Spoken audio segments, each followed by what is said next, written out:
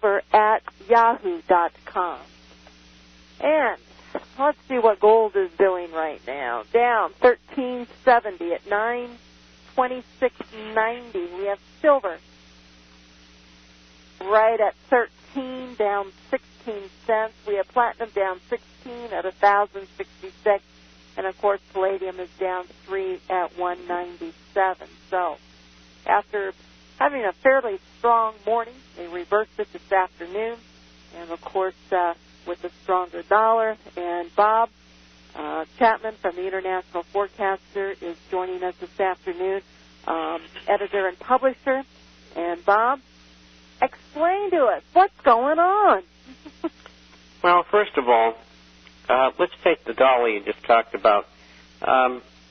It's currently trading at 84.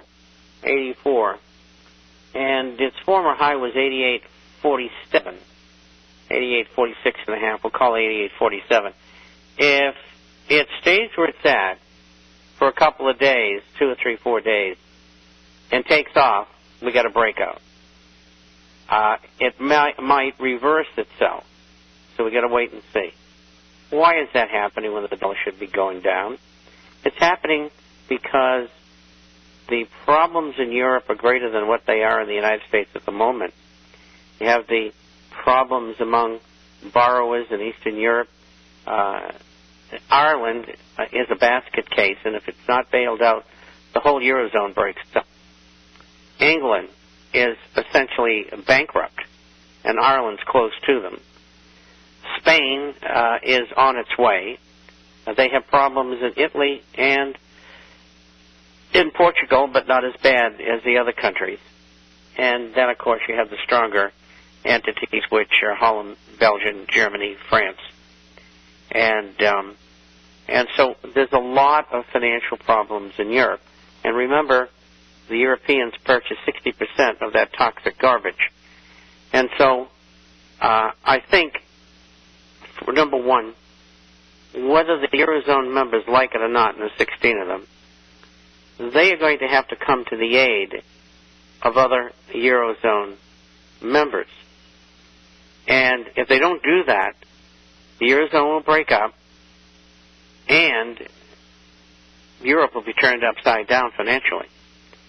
So even though they say at the moment that they will not help those miscreants that screw their economies up, they will. They'll have to. The dollar isn't strong. Everything else is weaker. But the dollar and the other currencies are all weak against gold. Another thing you've got to remember, what's going on here, too, is all these countries are cheating again. The lower their currency goes, the cheaper their products are to export. And so, they say, well, if it goes down, so what? Well, wait till they go buy something and they'll find so what.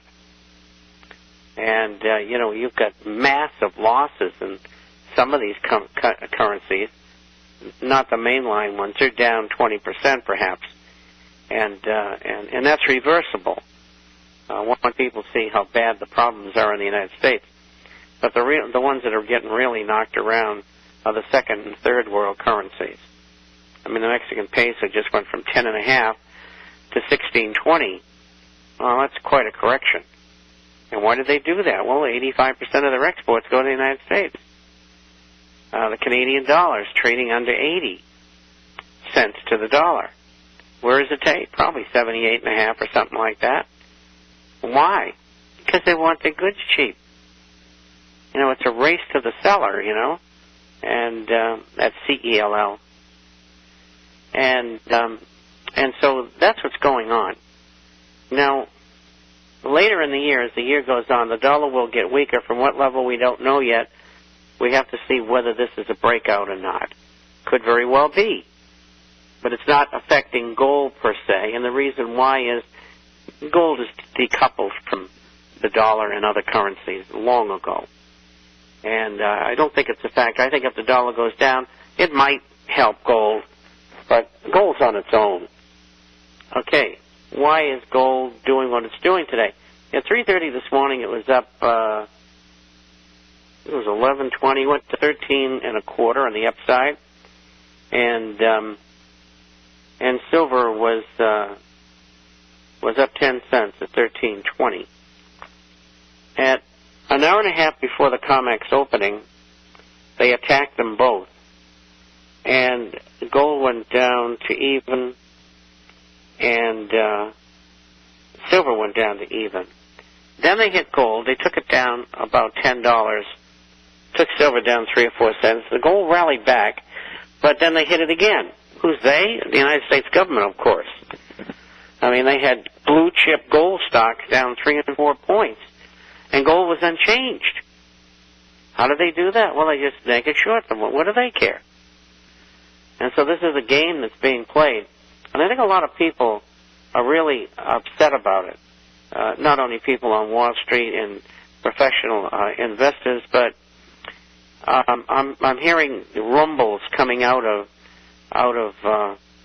the bad guys, so to speak, that we may have a possibility of a military coup in America.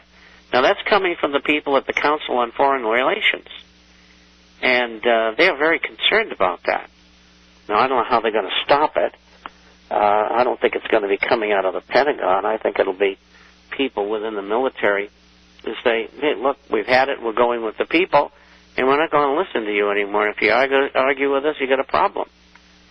And I think it's a very, very real possibility. I have a tape on that in Wednesday's issue. We have a link in there under the U.S. section at the end. I got some great stuff. And that Saturday issue is just loaded with links to other publications and, you know, some great articles, great videos. And anybody that's not getting the forecast that needs to have their head examined.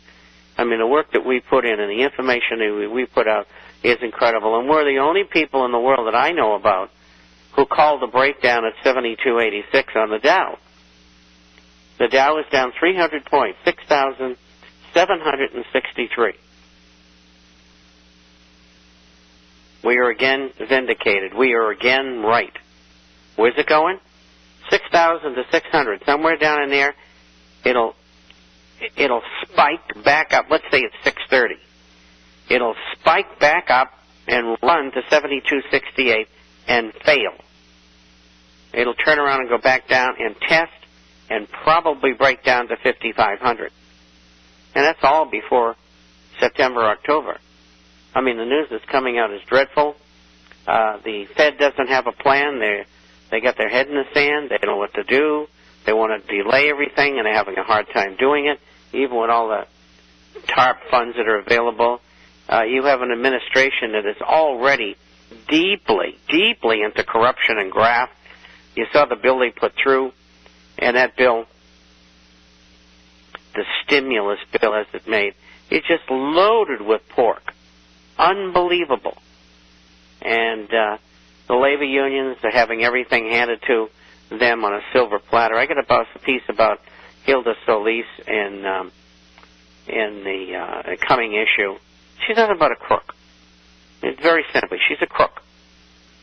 She was a member of Congress until appointment, and she was working at a union-funded subsidiary as a lobbyist. And it says clearly in the Constitution, and I don't know whether I printed it or not, clearly in the Constitution you can't do that. This woman should be up on charges already. But the people in Washington are so corrupt, they don't want to bring any charges against anybody. And, of course, if Ron Paul brings the charges, everybody laughs. Mr. No. And so they do what they want to do. And quite frankly, they keep on doing what they're doing, and this economy goes where it's going. And if the Council on Foreign Relations is right about a military coup, if I were these people, I would be moving to the deepest jungles of Paraguay, because I'm telling you, they're going to have a problem. You might have some new neighbors. Well, I don't know about that. We shoot long and straight. But anyway, the Dow is down 52.3%. since its all-time high of 14,186, and everything is exactly as we predicted it. There has never, ever been a newsletter in history that has done what we've done. Never. And I'm very proud of it. We called everything right. I looked at my short positions this morning. Most of these people are in 50% margin. I got one subscriber in British Columbia who I met in the early 1990s. And let me think. No, I met him in 2001. 2000, right in there. He gave up his practice and took his $2 million and followed my investment advice.